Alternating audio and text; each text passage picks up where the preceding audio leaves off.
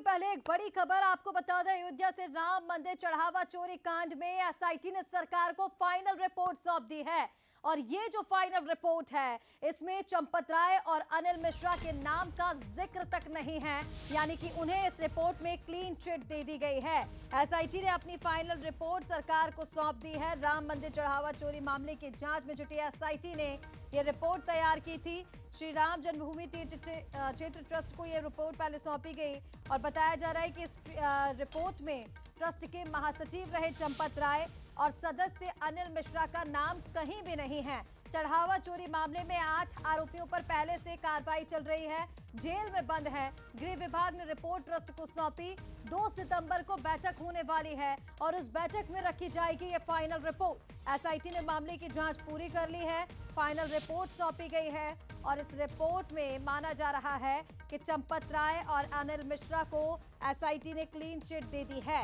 दोनों को इस मामले में बीते 27 जून को अपने पद से इस्तीफा देना पड़ा था।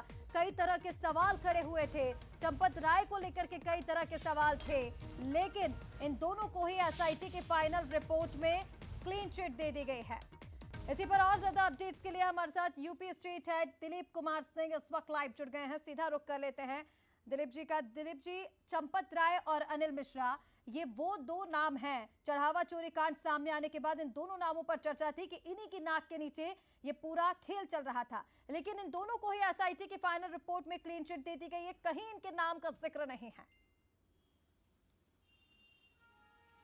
बिल्कुल, इसका बता दें कि श्री राम जन्मभूमि अयोध्या में चढ़ावा चोरी को लेकर के 13 जून को एसआईटी की गठन किया गया था, जिसमें विजय विश्वास पंत, किरण यश और नील रतन 3 सदस्यीय टीम थी और इन्होंने 23 जून को अपनी रिपोर्ट प्रमुख सचिव गृह संजय प्रसाद को सौंपी थी। और संजय प्रसाद गृह ने इस रिपोर्ट को एक कमेटी बना करके इस पर गहन परीक्षण किया था और इस रिपोर्ट को 17 अगस्त 2026 को तीर्थ राम जन्मभूमि क्षेत्र ट्रस्ट को सौंप दी गई है। और इस रिपोर्ट में ये माना जा रहा है कि इसमें चंपत राय और अनिल मिश्रा का नाम नहीं है। लेकिन एक चीज और बता दें अपने दर्शकों को कि जो एसआईटी का गठन उत्तर प्रदेश सरकार ने श्री राम जन्मभूमि तीर्थ क्षेत्र ट्रस्ट के अनुरोध पर किया गया था। जब ये मामला सुप्रीम कोर्ट पहुंचा था तो सुप्रीम कोर्ट ने संज्ञान लेते हुए इस कमेटी के पुनर्गठन के लिए सरकार से अनुरोध किया था कि इस कमेटी को पुनर्गठन किया जाए, उसमें किसी आईपीएस अधिकारी को इस कमेटी में अध्यक्ष बनाकर शामिल किया जाए। तो किरण यश जो पूर्व कमेटी में शामिल रहे विजय विश्वास पंत के साथ, विजय विश्वास पंत को हटा करके